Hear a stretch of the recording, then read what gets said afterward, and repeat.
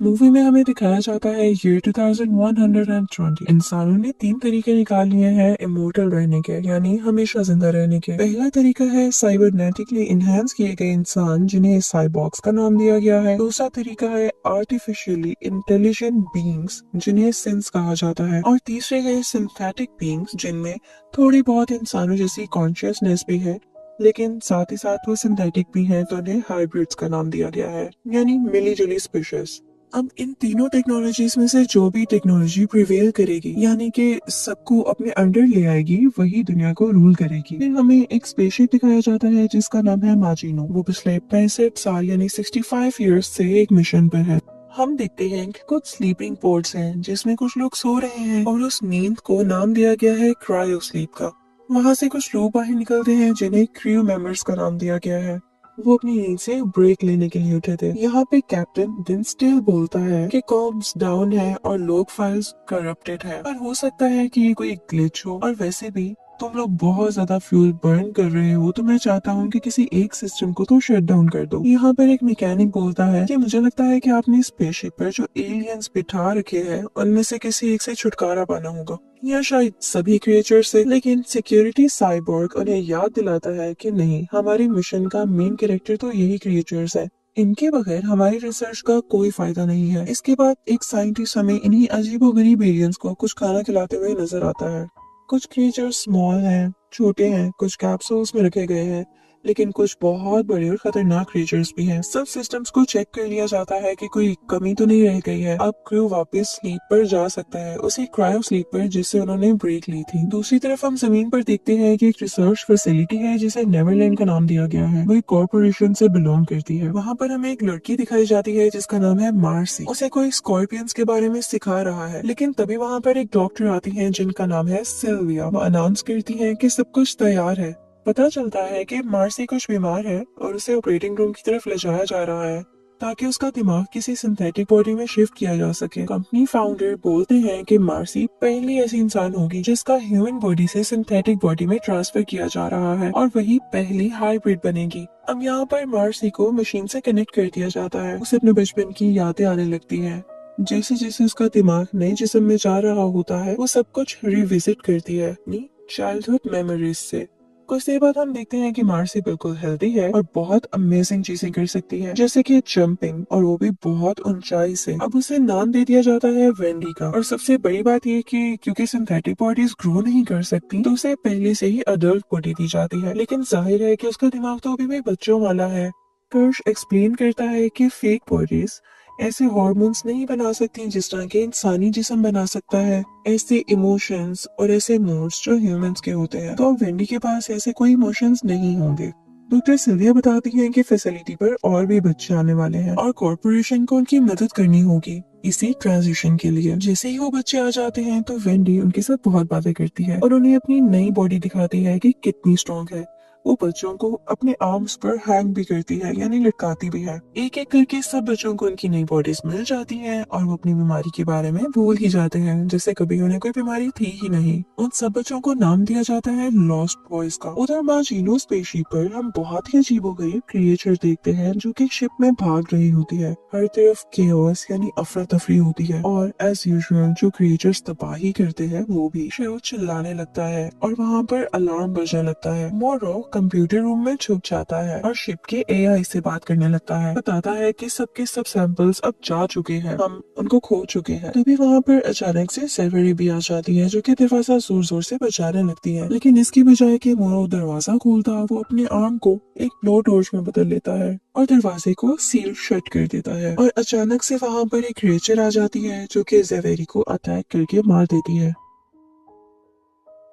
मोरो एआई से कहता है कि सबके सब क्रू मेंबर्स मर चुके हैं। तभी वही क्रिएचर दरवाजा बजाने लगता है और शीशा तोड़ते हुए अंदर आ जाता है। मोरो एआई से कहता है कि शिप को जल्द से जल्द अर्थ पर क्रैश करना होगा, क्योंकि यही क्रिएचर्स हमारी प्रायोरिटी हैं। अब यहाँ पर मोरो एक पोर्ट में छुप जाता है। वो एलियन अंदर आकर उस पोर्ट पे पीटता तो है लेकिन कोई असर नहीं होता। मोरो जमीन पर लैंड करने के लिए यानी जमीन पर क्रैश लैंडिंग करने के लिए तैयार होता है। दूसरी तरफ हम देखते हैं कि हर्मिट एक ऐसे शहर में पहुंचता है जिसका नाम है न्यू साइम और शहर को वही कॉर्पोरेशन चला रही है। वेंडी उसको सिक्योरिटी कैमरा पर देखती है और यहाँ पर उसकी स्टोरी बताई जाती है कि वो भी उसे कॉर्पोरेशन के लिए काम करता है और उसे लगता है कि उसकी बहन मार्सी मर चुकी है। जब वो उसको देखती है तो उसे दोबारा से अपने बचपन की यादें आने लगती हैं। जब हामिद छत पर होता है अपने कोवर्कर से बात कर रहा होता है, उसे अचानक से लगता है कि बिल्डिंग हिल रही है और उसी वक्त माजिनो उस शहर में क्रैश कर जाती है बहुत बड़े एक्सप्लोजन के साथ। हामिद और उसकी टीम नीचे पहुंचते हैं ताकि जल्द से जल्द लोगों को वहां से निकाला जा सके और वो मलबे के नीचे भी ना आ जाए। इस चीज के लिए उन्हें गाइड किया जा सके। जितनी देर में टीम देख रही होती है कि कहीं कोई सर्वाइवर है तो उसे बचाया जा सके, उतनी ही देर में वो शिप के पास आ जाते हैं। वो एक होल से अंदर जाते हैं जो उन्हें एक होल तक ले जाता है। वापिस आते हैं मोरो की तरफ जो कि अपना ट्रांसफॉर्म बाजू यूज करता है इम्पैक्ट रूम से बाहर आने के लिए। वो शिप में घूम रहा है और वहां पर उसे हर जगह पर क्रू की बॉडीज मिलती है। जब वो हामिद की टीम को सिक्योरिटी कैमरा पर देखता है तो वो शिप कंपनी को कॉल करता है कि उन्हें ऐसा करने से रोका जाए। उन्हें वार्न करता है। यहाँ पर वेंडी जो कि सब कुछ सिक्योरिटी फुटेज पर देख रही थी, वो कहती है कि हमें अपनी टीम को भी भेजना चाहिए। अब उसकी टीम भी कर्श के सुपरविजन में वहाँ से चल पड़ती है। उधर माजिनो पर हमें टीम के 2 मेंबर्स सर्वाइवर्स को ढूंढने लग जाते हैं। जैसे ही सोल्जर्स बॉडीज ढूंढ रहे होते हैं तो एक लीच लाइक एलियन सीलिंग में से निकल कर आता है और उनकी शर्ट्स में घुसने की कोशिश करता है। अचानक से मोरो आता है और उन सोल्जर्स को अपना हॉस्टेज बना लेता है।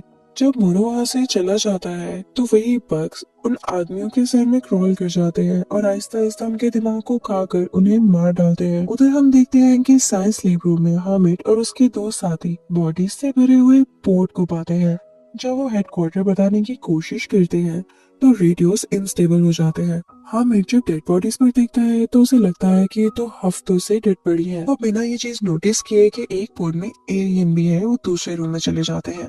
वहाँ भी उन्हें डेड बॉडी सी मिलती है। इसके बाद जब वो तीनों वहाँ से चले जाते हैं यानी शिप से निकल जाते हैं, बिल्डिंग के अंदर सर्च करने लगते हैं तो उन्हें इस बात का बिल्कुल भी अंदाजा नहीं होता कि एक एलियन जिसका नाम है जेरोमॉर्फ उनका पीछा कर रहा है। वो सीढ़ियों से जाते हैं और उसके बाद उन्हें जिस दरवाजे से गुजरना होता है उस तक जाने के लिए बीच में एक बहुत बड़ा गड्ढा होता है। हामिद का साथी जंप करता है। वो वहाँ तक पहुँच तो जाता है लेकिन उसे चोट भी लगती है। उनका अगला साथी भी वहां तक जंप करके जाता है पर फ्लोर टूट जाता है, पर पहला साथी उसे पकड़ने में कामयाब हो जाता है। अब इससे पहले कि हामिद भी जंप करता, वो देखता है कि कुछ सलाइवा लाइक उसके शोल्डर पर गिर रहा है। वो ऊपर देखता है तो उसे पता चलता है कि ज़ेरोमॉर्फ तो छत पर ही है। हामिद अपनी जान बचाता हुआ वहां से भागता है और रेडियो पर कांटेक्ट करने की कोशिश करता है। यहाँ पर हमें एक फ्लैशबैक दिखाया जाता है जिसमें पता चलता है कि हामिद ने अपने कॉन्ट्रैक्ट की टर्मिनेशन के लिए कहा था क्योंकि उसे मेडिकल स्कूल जाना था, लेकिन उसे टर्मिनेशन नहीं दी गई तो अब उसे 7 महीने और काम करना है। अब वेंडी ये सब कुछ कैमरा में देख रही होती है और जब कर्श की टीम वहाँ पर पहुँचती है तो वेंडी को एक बहुत अजीबोगरीब साउंड सुनाई देती है जो कि और किसी को नहीं सुनाई देती। जब वो सिक्योरिटी कैमरा को हैक करती है तो उसे पता चलता है कि उसका भाई एलिवेटर में अब तक फंसा हुआ है। तो वो भाग कर बिल्डिंग में जाती है। जैसे ही वो पास जा रही होती है तो आवाज फट रही होती है। कर्श भी उसके साथ साथ होता है और बाकी लॉस्ट बॉयज की टीम भी। वो सब जब शिप के अंदर जाते हैं तो देखते हैं कि शिप की सीलिंग पर अभी भी एलियन प्लांट स्टक है। हर तरफ खून से भरी हुई बॉडीज है। उन्हें एक बिल्ली भी दिखती है जिसकी आंख के अंदर एक एलियन होता है और वह मिनी एलियन उस बिल्ली की आंख अपने साथ लेता हुआ उसकी बॉडी से निकल जाता है। अब वही छोटा सा एलियन आगे बढ़कर एक टीम मेंबर पे भी अटैक करता है लेकिन वो उसे अपने हाथ से रोक देती है। वहाँ पर वो उसे एक टेबल पर फेंक देते हैं जहाँ उसे एक ट्रे में कैच कर लिया जाता है। कर्श उसकी बॉडी कंप्यूटर से कनेक्ट करता है तो उसे पता चलता है कि ये तो एक रिसर्च रिजल्ट था। उधर हामिद अपनी रिसर्च जारी रखता है। उसे वहाँ पर एक आदमी मिलता है। वो साथ जाते हैं और एक अपार्टमेंट का दरवाजा नॉक करते हैं। वहाँ पर एक कॉस्ट्यूम पार्टी चल रही होती है। तभी वहाँ पर जेनोमॉर्फ आता है और फौरन से हामिद के साथ जो आदमी होता है उसे मार डालता है और उसे उठा उठा कर फेंकता है जिसकी वजह से उस आदमी के पास जो रखी गन होती है वो एक्टिवेट हो जाती है और उसकी वजह से जो कॉस्ट्यूम पार्टी का होस्ट होता है वो डर के मारे अंदर भाग जाता है, लेकिन दरवाजा खुला रह जाता है और जेनोमॉर्फ पार्टी को क्रैश कर देता है।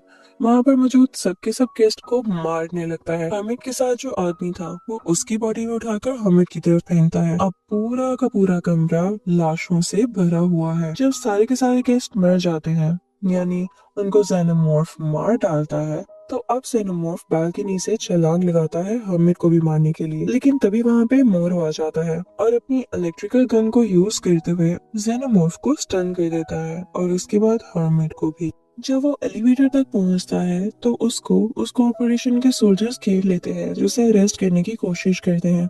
अब इनके आर्ग्यूमेंट की वजह से जेनोमॉर्फ को टाइम मिल जाता है कि वो दोबारा से जाकर उन तक पहुंच सके और उन्हें जान से मार सके। वो मोरू को मारने के लिए तैयार होता है, लेकिन कुछ आवाजें सुनता है, वहाँ से भाग जाता है। कर्श उधर दूसरी तरफ कंप्यूटर फाइल्स पर देख रहा है जहाँ उसे एक फुटेज मिलती है कुछ क्रीपी एग पैचेस की। वो ये बात मैंडी को बताता है। वो ये भी चीज पढ़ता है कि अभी कुछ 5 अनडिस्कवर्ड स्पीशीज, यानी कुछ ऐसे स्पीशीज जिनका कुछ पता लग नहीं सका, वो भी आ रही हैं। कैवलियर उनसे कांटेक्ट करता है और उनसे कहता है कि सबकी सब जिंदा स्पीशीज को वहां पर भेजो। जब हामिद जागता है तो वो इर्द गिर्द देखने लगता है। वो काफी एक्सपेंसिव अपार्टमेंट लग रहा होता है। उसे एक ऐसी फुटबॉल भी मिलती है जिस पर साइन हुए होते हैं। उसे अपने बचपन की याद आने लगती है और उस लम्हे उसे वेंडी ढूंढ निकालती है। आहिस्ता से वो उन्हें अपने साथ आने के लिए कहती है। वो तीनों एलिवेटर की लिफ्ट पर जाते हैं और उन्हें ये मालूम नहीं होता कि शाफ्ट में कोई और भी मौजूद है। जैसे कि वो कॉरिडोर की तरफ जा रहे होते हैं, वेंडी हामिद को बताती है कि वो असल में कौन है। हामिद को उसकी बात पे यकीन नहीं आता और उससे वो बचपन के सवाल पूछने लगता है, ये जानने के लिए कि क्या वो वाकई सच बोल रही है। जब वो सारी बातों का जवाब दे देती है तो हामिद रोने लग जाता है और उसे गले से लगा लेता है। उसके बाद इन तीनों को एक एग पैच मिलता है। वेंडी को अजीबोगरीब आवाजें आने लगती हैं। एक अंडा आहिस्ता से मूव कर रहा होता है। जेनोमॉर्फ भी अचानक उस कमरे में आ जाता है और हामिद को अपने साथ ले जाता है। वेंडी उनके पीछे भागने लगती है। हामिद अभी शिपिंग कंटेनर में होता है। जेनोमॉर्फ वहां पर आता है और उन पर ग्राउल करता है। वेंडी और हामिद को उसके चलने की आवाजें आती हैं जो कि कंटेनर के ऊपर की तरफ से आ रही थी। वेंडी थोड़ा इंतजार करती है और सही मौका देखते हुए सीलिंग को स्टैब करने लगती है ताकि वो उसको नुकसान पहुंचा सके। उसका खून बहने लगता है और उसका खून इस कदर एसिडिक था कि सीलिंग में होल ही हो जाता है। उसके बाद जेनोमॉर्फ कंटेनर को पुश करता है। वो गिर जाता है। हामिद अब वेंडी को नहीं देख पा रहा था। जेनोमॉर्फ हामिद की तरफ बढ़ता है, लेकिन वेंडी उसे पीछे से हुक डालते हुए खींच लेती है। वो उसे दरवाजे की तरफ खींचती है और हामिद उसे बंद कर देता है, जिसके बंद होने की वजह से एलियन का इनर जो कट हो जाता है। लेकिन वो हुसीला जेनोमॉर्फ अपने साथ साथ वेंडी को भी दरवाजे के अंदर खींच लेता है। हामिद केबल को बाइट करता है ताकि वो दरवाजे को दोबारा से खोल सके। दरवाजा खुल तो जाता है, लेकिन वो ये देख के हैरान रह जाता है कि जेनोमॉर्फ की बॉडी कुछ डैमेज हो रही है।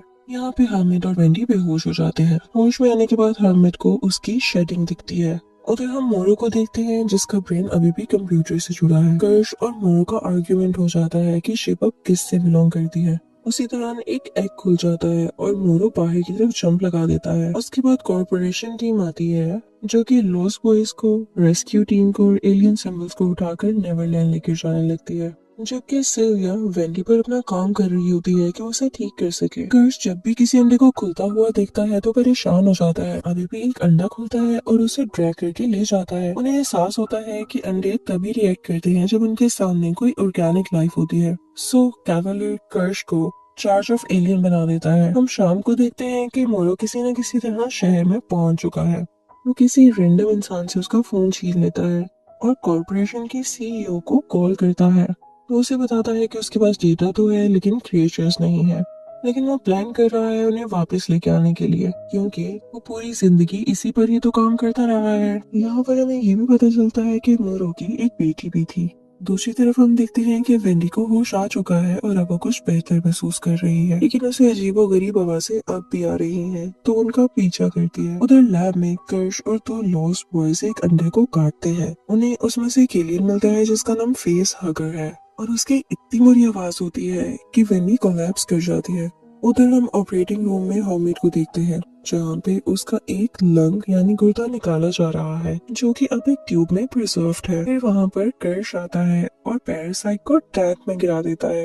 ताकि खुद ब खुद लंच की तरफ चला जाए। वेंडी सबको बताती है कि मुझे बहुत अजीबोगरीब आवाजें आती हैं और वो सिर्फ मुझे ही क्यों सुनाई देती हैं। ऐसे लगता है कि जैसे वो एलियन मुझी से बात करना चाह रहे हैं। कैवलियर उसे कहता है, तो क्या तुम वो साउंड्स मिमिक कर सकती हो? वेंडी वो साउंड्स मिमिक करती है और वो आवाजें सबको बहुत अजीब लगती हैं। हम लैब में देखते हैं एक आई एलियन को जिसे ग्लास केस में रखा गया है। उसी ग्लास केस में एक शीप भी होती है। वो शीप के सर पर जंप लगाता है और फौरन से इसको मार डालता है, उसकी आंख को बाहर निकाल कर। वहाँ पे एक लड़का ऑर्थर एलियंस की प्रेजेंस को यानी उनकी मौजूदगी को डिसअप्रूव करता है, मानता नहीं है। उसे ये शक था कि उन्होंने हाइपर एडवांस एआई को बनाने के लिए 6 बच्चों का कत्ल किया था। तभी वहाँ पर नेम्स आ जाती है और बोलती है कि वो एक्सपेक्ट कर रही है। फिर ऑर्थर उसे एक्सप्लेन करता है कि तुम्हारे जैसी मैकेनिकल बॉडी के लिए पॉसिबल ही नहीं है, पर निप्स कहती है नहीं, ये असल है। पर सिलिया उसे समझाती है कि ऐसा पॉसिबल नहीं हो सकता। उधर कैवलियर वेंडी से कहता है कि वो हमें को घर भेज देगा, लेकिन इसके बदले में वेंडी को जेनोमॉर्फ रिसर्च में उनकी हेल्प करनी होगी, क्योंकि उन्होंने वेंडी के भाई हर्मिट को यहाँ पे रहने दिया। बाद में हम देखते हैं कि वेंडी लैब में जाती है और उन्हें अजीबोगरीब आवाजों को रिपीट करती है कि वो एलियन और हर्मिट के लंग से बात कर सके। तभी अचानक से हर्मिट के लंग में से एक बेबी जेनोमॉर्फ निकल कर आता है, लेकिन वेंडी उसे ठंडा करती है उसी अजीबोगरीब आवाज को निकाल कर, और उसके बाद उस बेबी जेनोमॉर्फ को पेट करने में कामयाब हो जाती है। कर शेसक दूर से देख रहा होता है। तभी वहाँ पे एक फ्लैशबैक आता है जो दिखाता है कि मार्टिनो का क्रू अपने क्रायोड के अंदर जा रहा है। वहाँ हम देखते हैं कि आग भी है और 2 फेसहगर्स वहाँ से एस्केप कर चुके हैं। एक ने कैप्टन डिंसडेल को मार दिया है और दूसरे ने अपनी बॉडी किसी और के साथ अटैच कर रखी है। मोरो भाग कर जाता है इन्फर्मरी की तरफ और उसे पता चलता है कि डिंसडेल वाकई ही मारा गया है, क्योंकि कुछ क्रू मेंबर्स ने जब फेसहगर्स को मारा था तो उनका खून उसी कैप्टन के फेस पर भी गिरा था। ब्रोंकी अभी भी जिंदा है तो वो सब अग्री करते हैं कि उन्हें उसी क्रिएचर के साथ क्रायो स्लीपर भेज देते हैं, लेकिन एट द एंड उनका ये प्लान फेल हो जाता है और वो फेसहगर ब्रोंकी को मार डालता है और फिर पोर्ट को ब्रेक करता हुआ वहाँ से निकल जाता है। मोरो एक आदमी को एक इलेक्ट्रिक स्टन गन देता है। क्रू मेंबर्स में से कुछ लोग भी उठ जाते हैं। उसी दौरान वो लोग नोटिस करते हैं कि एक और एलियन एस्केप कर चुका है। अब वहाँ पर एक क्रू मेंबर की तबीयत उन्हें कुछ ठीक नहीं लगती। जब उसका स्कैन किया जाता है तो पता चलता है कि उसके डाइजेस्टिव ट्रैक्ट में कुछ डार्क स्पॉट्स है। उसका बहुत ज्यादा खून निकल रहा होता है। तो वहाँ मौजूद 2 लोग उसका ऑपरेट करने लगते हैं और जब वो उसका ऑपरेशन कर रहे होते हैं तो उन्हें कुछ फॉरेन बॉडीज नजर आती हैं। उन्हें लगता है कि शायद ये कोई ट्रिक्स है। जब उनको रिमूव कर रहे होते हैं तो एक टिक एक गैस स्प्रे करती है जो कि फौरन वहाँ पर मौजूद 3 लोगों को मार डालती है। बाकी वहाँ से भागने की कोशिश करते हैं, लेकिन जो एलियन बग्स होते हैं वो उसकी बॉडी से निकल आते हैं। वहाँ पर एक और जेनोमॉर्फ अटैक करने के लिए आ जाता है। अब मोरो इन सब चीजों से बहुत तंग आ चुका था। वो शिप की कमान ले लेता है, सबको ऑर्डर देता है कि जितना जल्दी हो सके हमें अर्थ पर पहुंचना होगा। इसके बाद मोरो कॉरिडोर की तरफ जाता है, लेकिन उसे कोई रोक लेता है जो उसके ऊपर फायर भी चलाता है। इसी फायर के दौरान एक और आदमी हर्ट हो जाता है। मोरो उसे घसीटता हुआ लैब में ले आता है और उसे छुपा देता है। अनफॉर्चुनेटली वही आदमी जिसने मोरो का कॉरिडोर में रास्ता रोका होता है वो वहाँ पर आ जाता है और उस आदमी को जिसको मोरो ने छुपाया था उसको सर में गोली मार देता है। मोरो भी वापस उस पर गोली चलाता है, लेकिन वो दूसरे दरवाजे से भाग जाता है। लेकिन मोरो भी आकर उसे ब्लेड से मार डालता है, लेकिन दरवाजा खुले रह जाने की वजह से आई एलियन भी लैब से बाहर निकल आता है। उस तरफ हम मेडिकल बे का सीन देखते हैं जहाँ पर जेनोमॉर्फ आकर ज़वेरी के पीछे आता है और उसकी टांगों पर अपनी ढेर मारता है ताकि वो गिर जाए। ज़वेरी फौरन से भाग जाती है और दरवाजा बंद कर लेती है, लेकिन जेनोमॉर्फ दरवाजा खोलता है और उसका पीछा करने लगता है। दूसरे रूम में ज़वेरी को एक ब्लू टॉर्च मिलती है जिससे वो दरवाजे को सील कर देती है। मोरो भी खुद को कंप्यूटर रूम में छुपा लेता है और बाहर जेनोमॉर्फ से जो भी फाइट कर रहा होता है वो उसे अपनी टेल से इतनी बार मारता है कि उसकी बॉडी यूजलेस हो जाती है और उसकी बॉडी से आई एलियन बाहर आकर जेनोमॉर्फ के फेस पर चढ़ जाता है और यहाँ पर ज़वेरी को भी मौका मिल जाता है भागने के लिए। लेकिन जब वो मोरो से मदद मांगती है तो वो दरवाजा सील कर देता है एक ब्लू टॉर्च के साथ। उसे कोई फर्क नहीं पड़ता कि बेशक जेनोमॉर्फ के अटैक से ज़वेरी मर ही जाए। कुछ ही देर में अर्थ पर शिप क्रैश हो जाती है और चंद ही दिनों बाद मोरो उसी कॉर्पोरेशन से मिलता है और उनसे वादा करता है कि वो एलियन सैंपल्स को वापस लेकर आएगा। वो ये भी प्लान करता है कि वो कैवलियर को मार डालेगा। हमें दिखाया जाता है कि बेबी जेनोमॉर्फ को लॉक किया गया है, लेकिन वेंडी उससे बात करने के लिए उसे विजिट करती रहती है और हमिट अपनी बहन के लिए परेशान है। हमिट उसे कहता है कि हमें यहाँ से निकल जाना चाहिए, पर वेंडी अभी भी यहाँ पर रहकर कुछ रिसर्च करना चाहती है। दूसरी तरफ हम निप्स को देखते हैं जो कि अपना टेस्ट करवा रही होती है, क्योंकि उसे लगता था कि जैसे वो एक्सपेक्ट कर रही है। साइंटिस्ट कुछ समझ नहीं पाते तो एक लड़का कहता है कि उसका माइंड वाइप कर दो। आर्थर एक बहुत काइंड साइंटिस्ट होता है, वो मना कर देता है, लेकिन डॉक्टर सिल्विया अग्री कर लेती है और आर्थर को निकाल दिया जाता है। उधर हम देखते हैं कि वो कॉर्पोरेशन और कैवलियर एलियन क्रैश के लिए एक दूसरे को ब्लेम कर रहे होते हैं। निब्स की मेमोरी वाइप होने के बाद वेंडी सिल्विया से कन्फ्रंट करती है। वो उससे कहती है कि प्रॉब्लम्स एलियन नहीं बल्कि तुम हो। उसी वक्त लैब में एक एक्सीडेंट होता है जब एक आदमी गलती से एक एलियन सेल खोल देता है और एलियन उस पर एसिड फेंककर उसे मार डालता है। अब उधर ऑर्थर और एक और आदमी लैब में जाते हैं, लेकिन वो आदमी ऑर्थर को धोखा दे देता है और उसे एलियन के साथ लॉक कर देता है। थोड़ी देर बाद एलियंस वहां से एस्केप कर जाते हैं और साइंटिस्ट को मारना शुरू कर देते हैं। यहाँ पर वेंडी हैकिंग से जेनोमॉर्फ को फ्री कर देती है ताकि वो उनकी मदद करे। हामिद ऑर्थर की मदद से उनके ट्रैकर्स बंद कर देता है और फिर तीनों यानी वेंडी, हामिद और निप्स जंगल की तरफ भाग जाते हैं। जंगल में उनको कुछ ग्रेव्स मिलती हैं, असली बच्चों की, जिनके माइंड्स इन हाइब्रिड्स में ढाले गए थे। वहाँ सोल्जर्स भी आ जाते हैं, लेकिन वेंडी जेनोमॉर्फ को बुला लेती है जो सबको मार डालता है। जब वो डॉक्स तक पहुँचते हैं, सोल्जर्स उनका इंतजार कर रहे होते हैं। एक सोल्जर निप्स का टॉय पानी में फेंक देता है, तो निप्स उस पर अटैक कर उसका जो तोड़ डालती है। यहाँ पर फाइटिंग होने लग जाती है। वेंडी और निप्स दोनों अपनी रोबोटिक स्ट्रेंथ से सोल्जर्स को गिरा देती हैं, लेकिन एंड में हर्मिट चोट देख के निप्स को रोक लेता है और सब पकड़े जाते हैं। इस दौरान हम देखते हैं कि जेनोमॉर्फ पूरे आइलैंड पर इंसानों को मार रहा होता है और वेंडी फैसिलिटी के सिस्टम को हैक करके सिल्विया को उनके क्राइम्स दिखाती है और सेल्फ डिस्ट्रक्ट अलार्म एक्टिवेट कर देती है। वहाँ मोरो और कर्श के दरमियान लड़ाई होती है।